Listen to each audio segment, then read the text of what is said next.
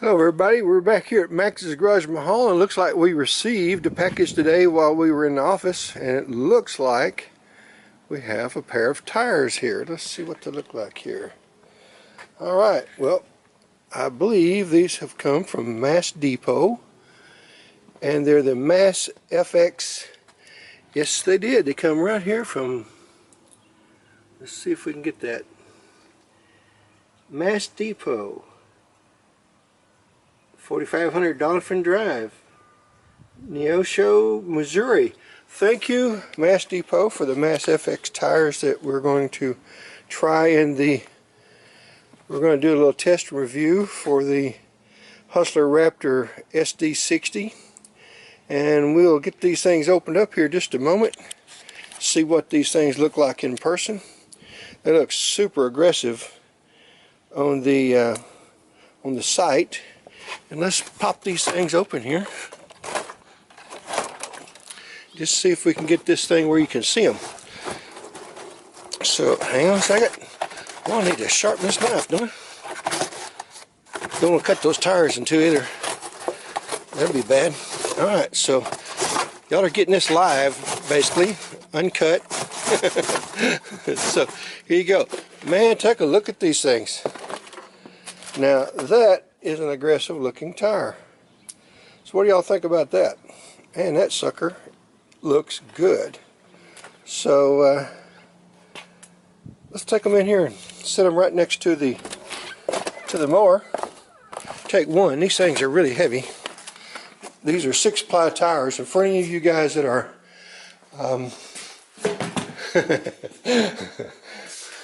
alright, let's try to get a little light in here. That looks like some kind of aggressive tire right there. And look at it compared to size-wise. And we don't know that they're going to fit on this mower. And again, this is rough and it's raw. So take my foot here, try to center this up. And if it goes, it'll surprise all of us, especially me. But we're going to try them. We're going to put these things on here, and first thing we're going to do is we're going to take it before we change the tires, and we're going to go right up here. Let's see if I can zoom in a little bit more here. Don't know if I can zoom that far. See, way over there on the other side of that pickup in that car on that hillside, that's probably another 4 or 5 degree angle. We're going to go run that mower up and down it. People that lives there says my Raptor is a little too light to make it up and down that hill, especially if it's damp. So it's supposed to rain later today and tomorrow. That's when we're going to try it. So we'll find out if it'll go up and down with those original tires. Then we're going to put the big dogs on here. These are called, zoom back in here. We get down here with it, and let's get a little more picture here. These are, how you like the way I turned that camera? Y'all probably loving that. MASSFX. They are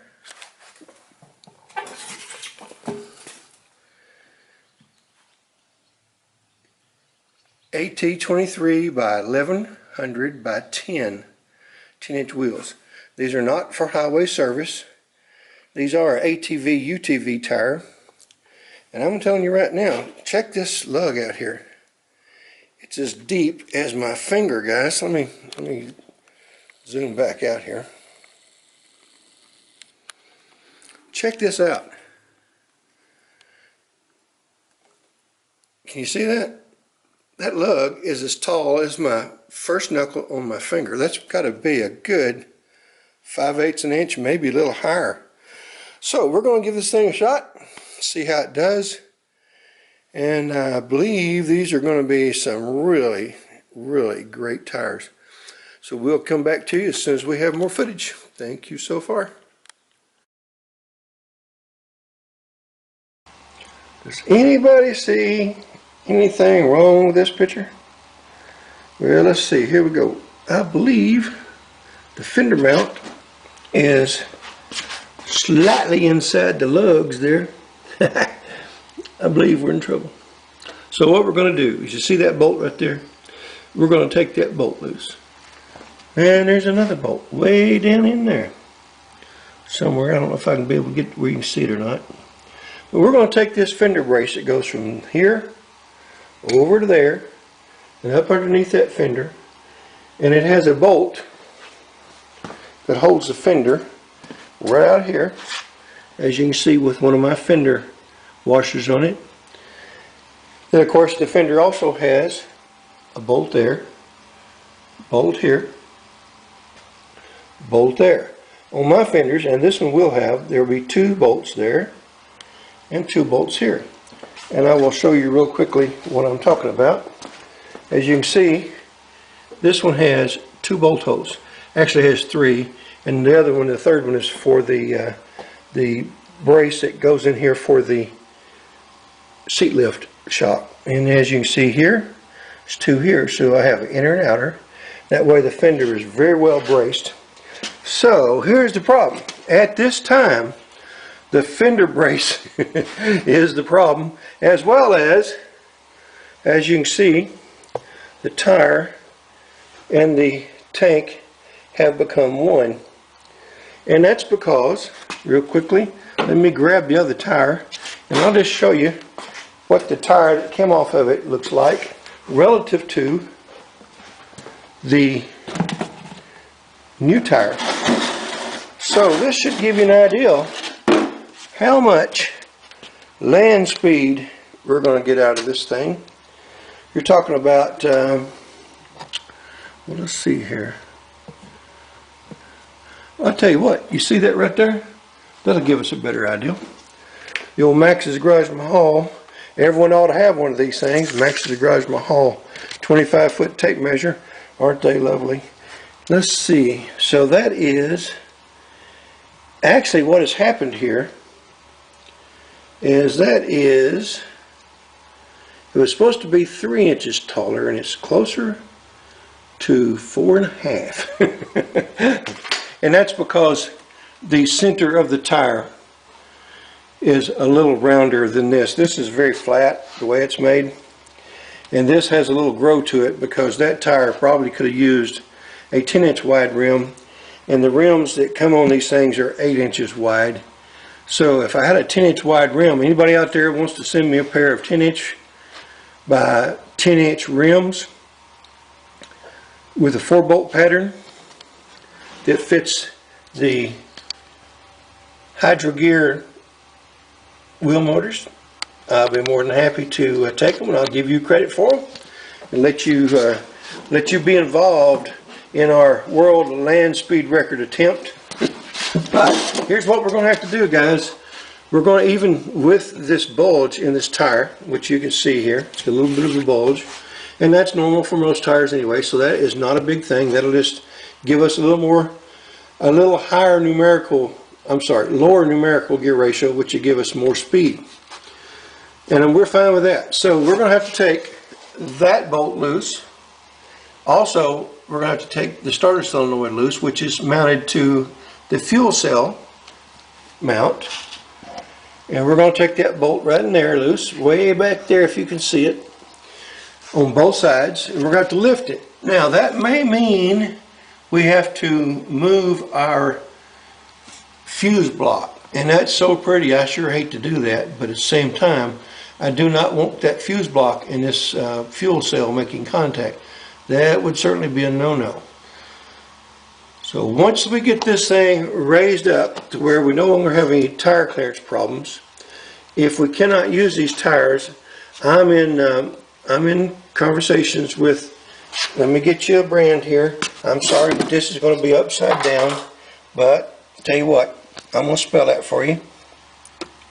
That says, if y'all bear with me, hope you don't get sick, I'm going to spin this camera over. So here we go, real slowly. Now then, I bet you're getting sick already. Repeat after me. I'm not going to be sick. I'm not going to be sick. Can you read that right? That says MASSFX, and it is a, somebody's always calling you in the middle of a video here. It's AT231110. So we'll be back here shortly. Here we are back again. And if you ever wondered if Max's Garage Mahal ever worked on and actually did this work himself, well, I guess you'd have to say I do, because if you also wondered what a Hustler Raptor RSD or SD60 looks like without the fuel tank and the fender and a bunch of other stuff on the thing, that's what they look like. Right over here is the fuel tank, and safety in mind, got everything plugged. So that's what they look like out of the frame. And while I've got this thing out of the frame, I'm going to check and see if I can get my hands on a flip-up fuel tank. Maybe Hustler would be nice enough to send me a right fender for a flip-up along with the dashboard and the fuel tank, fuel gauge, cinder, and everything we need to put a fuel gauge on this particular machine, just so we can show you guys that it can be done, because I believe everything's going to be a bolt-in pretty much. So Hustler, I'm calling on you guys. XL Industries, calling you out. Y'all asked me to collaborate with you. Here we go. It's your opportunity to collaborate. So here we go one more time. We're going to show you this real close. And there's a big gaping hole where the fuel tank was. And this wasn't setting on there exactly true. So we will make sure all this rubber goes back in place. We're going to build spacers to raise this fender mount. We're going to take those bolts out, 1, 2 right there. We're going to jack up that fender mount 1 full inch and see if that does it. If it doesn't, then we probably will take these tires off and go down to a 22 inch, because these things really are more than 23 inches. They're really more like 24 and a half, which would be wonderful, but we're not sure we're going to get away with that. And we could get away with it, I think, if we shim the front of the seat 1 inch at the front in order to be able to take the 1 inch of pitch out. Then we've got to make sure that the belts down here are in a line when we take that 1 inch extra raise out of the deck. And after all that's done, then we'll be out operating this thing, cutting grass with it, show you how it all operates. So stay tuned. We'll be back and we have more progress here. Alrighty, let me put this pressure on here. That looks like plenty of clearance. That's enough to get my finger under there. Of course, it drops way over here, so that's plenty of room there. And what we're doing our measuring with is a pair of a little more than 7/16, a little less than ½ inch, so I'm going to say 15/32 times 2 spacers made out of the same material that you see the ball made out of over there. So that's what we're going to use as our spacer measurements. And as you can see here on this side, looking down from the center, that's what I've got there. And I believe that's going to be more than enough to give us what we want. And let's do this. Let's go over here real quick. And I'm hand holding all this, so bear with me. Let's see here. Let me get this fender up on here, back into its location. First I have to move a fuel hose. Fuel hose is in the way here. Fuel breather hose, vent hose. So let me move it temporarily, get it back down there. And what I'm going to do is try to bring this up to where we can see approximately. Now then, what's that look like to you for space from on the original? And if we end up having to go back to the original tires, we may just leave this sucker just like that. I like it. So we'll bring you up to date as soon as we hit some. We're going to get some metal spacers and longer bolts with the flange head and the cadmium plated. And we've got to be able to space up this starter solenoid. And we've got to space up that thing right there, which is our fuse panel. We want to leave that fuse panel right where it's at. So we're going to get this thing put back together and running down the road, and then we will Now that's the space right there on the tire. Let's see here. Let me see if we can get some light in there. That's probably at the closest point 3/8 of an inch. So given that this deck don't go back and forth too much, and that's in transport position, I think we'll be just fine. Y'all come back, stay real close here. We're going to get this thing done, and you're going to do it with me, so hope you enjoy it. Be back shortly. I know we always have a lot of naysayers. Says it can't be done, won't be done, it's not going to be done. Well, it ain't done, but it's getting close. So let me show you where we're at right now. We have a body lift kit partially installed, and as you can see here, there is a lot of space in there now between the fender and the tire. Right there, you can see it from that light coming in from outside. And I guess we'll have to get a coffee cup, put gasoline in this thing. But that's another deal altogether. So gasoline and running and all that stuff, we'll get it all figured out. So here's where we're at. We had to increase the body lift here, which is down below those springs. And let's get over here and see if we can see it over here. Right in there. So we're getting closer all the time. Shortly we got to find some material. If you can see the fuse panel holder, the bracket right there, we've got to raise that thing. And as soon as we figure that out, we're going to go ahead and reinstall the fuel cell. And then we are having a little bit of a problem here, and I knew we would, and that is it doesn't want to go all the way into reverse. As you can see right down there, it likes just that much. So that's going to be a real simple fix, and we'll do that. The fender is bolted down here and it is bolted here, so this is really where the fender is going to sit. It may be able to come up just a tad more in the front to about like that, and we may do that. That may be more or less like it was from the plant, and we'll check it against the right hand side. And once we do that, we'll go ahead and make the fender comfortable, as I like to say. But let's back up here a little ways and get a shot. See what, oh, you know what, it'd look better if you had the seat up, wouldn't it? Do that. Let's go ahead and put the seat back where it belongs. And then, if you'll notice, I haven't adjusted the pitch on the seat, and I like it just like it. I sat on it a while ago a couple of times, and I actually like it right there, because with 3 fractures in my back over the last 45 years, that actually setting up a little straighter.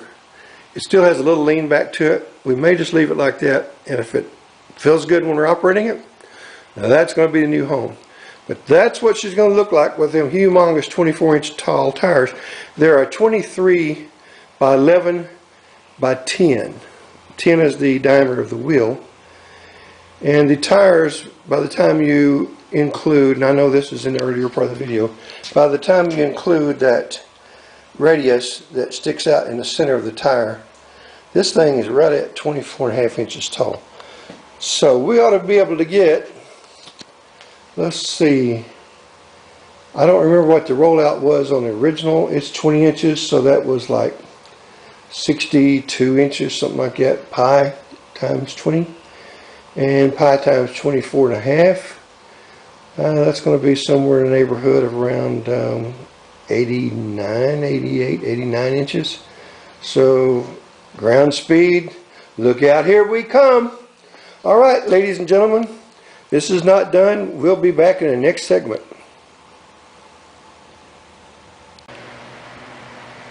Well, it looks like this is going to be the end of this episode. So we're going to go ahead and continue working on the old girl, get her ready to go. Both tires are mounted. And we got fender clearance over here. Let's see if we can get it where you can see it right in there. We got fender clearance. This fender is not mounted, it's just sitting there. It does have one screw in it right there, as you can see. And even at that, if I put the fender all the way down on the front to these contact bolts here, still has fender clearance. So I think we may just leave it like that and leave that little rake on it, because you know what, that looks pretty stinking mean. I mean, it looks mean. Look at that, look at that, look at that, look at that. Oh, don't it look good? Mercy. Okay, so we're gonna cut this off right here. Hope you'll come back for episode 2 or 3 or 4, however many there's going to be, because we're going to make this sucker work one how or the other. And at this point in time, I want you to know, this is how many I just got through mounting that tire. This is how many straps it took on that MASSFX by Mass Depot tire to get that sucker on that rim. That's just telling me that those sidewalls are outstanding, and I think Mass Depot's got a great tire here so far. And we will go out and test it. We're going to do a little hill climbing with it. Hate to get this thing in the mud, but we're going to get a little mud with it. And I think we're going to be real proud of those big old tires. And I got a feeling just nothing else but those tires is going to help us get to the and set the new world land speed record for a Hustler Raptor. Glad y'all came by and visited. Please share. Give me a like if you've enjoyed this. Thumbs up. And subscribe if you haven't. And y'all come back and see me now, you hear?